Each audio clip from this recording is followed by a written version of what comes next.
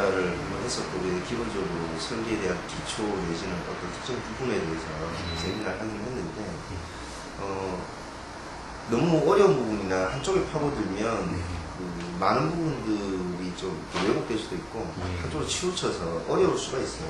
그래서 결과적으로 온라인 세미나를 하려고 보니까 다시 또 처음부터 기초 세미나를 하는 게 가장 많은 분들한테 접하기도 좋고 편할 것 같아서 이번에도 기본적으로 PCB 설계를 하는 데 있어서 기초 뭐 부품을 만들고 회로를 그리고 회로 심볼을 그릴 때라든지 배치를 할 때라든지 이런 기본적인 걸 가지고 세미나를 할 텐데 굳이 한 가지 추가를 하자고 하면 예전에 제가 설계를 배웠을 당시에도 아니면 지금마저도 똑같은 교육을 할 수 있을 것 같아요. 근데 요즘에는 이제 스피드들이 빨라져서 같은 배치나 같은 배선이라 하더라도 하이스피드 설계가 접목이 되면서 설계가 진행돼야 될 부분이 이제 많아졌기 때문에 그것마저도 이제 기초가 됐다라고 생각을 합니다. 기본적으로 하이스피드 설계도 포함된 설계 교육이 돼야 되겠다. 그래서 이번에는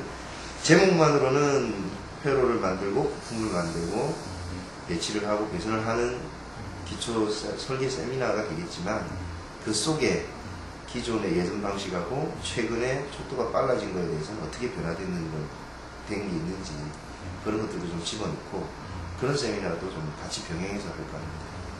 저도 지금 어떤 부분을 중점으로 할까 사실은 고민을 좀 하고 있는데 너무 어렵지 않게 하려고 합니다.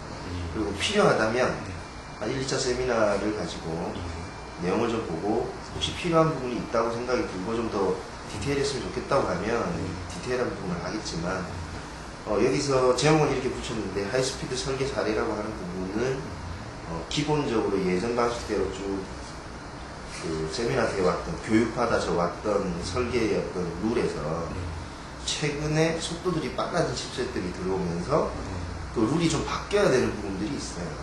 그런 부분이 이런 것들이 바뀐 게 됐다 라는 쪽으로 사례를 설명하고 그러니까 여러분들이 이제껏 받아왔던 혹여 예전에 받아왔던 교육에서 추가되는 어떤 내용이다 라고 하면 될 것 같습니다. 2, 3년 전에는 필요 없었던 부분이 불과 작년, 재작년 아니면 올해 새롭게 이슈가 되는 부분들이 있겠지. 어떤 걸 말하는 건지. 그게 이제 속도가 빨라져서 하이스피드다라는 이야기는 많이 들었을 텐데 기본적으로 어떤 정도로 변화된 부분 그리고 어떤 부분 때문에 그런 이야기가 나오게 되는 건지를 알아야 아 이게 하이스피드구나 이런 부분 때문에 이렇게 변화가 됐구나 그런 사례를 좀 설명할까.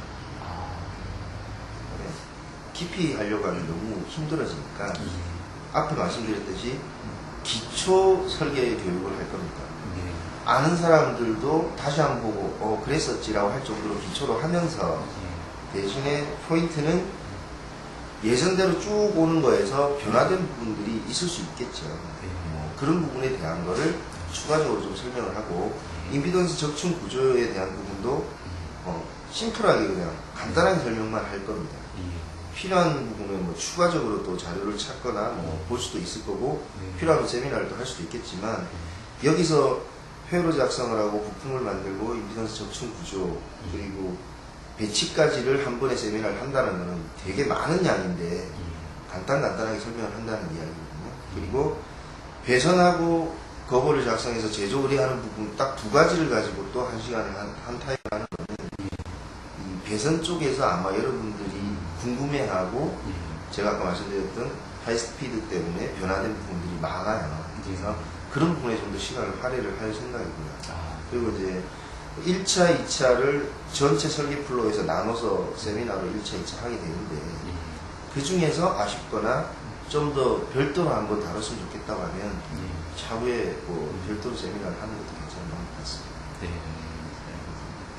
뭐 아무래도 기초니까 처음 설계를 접하는 분들도 그리고 설계를 해야 되는 분일 수도 있고 그리고 이제 대학생들 이제 이렇게 이쪽 계통에 이제 앞으로 일을 해야 될 분들 그리고 개발 쪽에 관련된 회사에 계신 분들도 직접 설계를 하진 않지만 내용을 알아야 어떤 식의 결과물을 요청할 수가 있는 거예요. 그래서 그런 부분들을 생각을 하면 뭐 이쪽 분야에서 개발에 관련된 부분은 뭐 어느 분이든 다 해당될 수 있다고 봐요.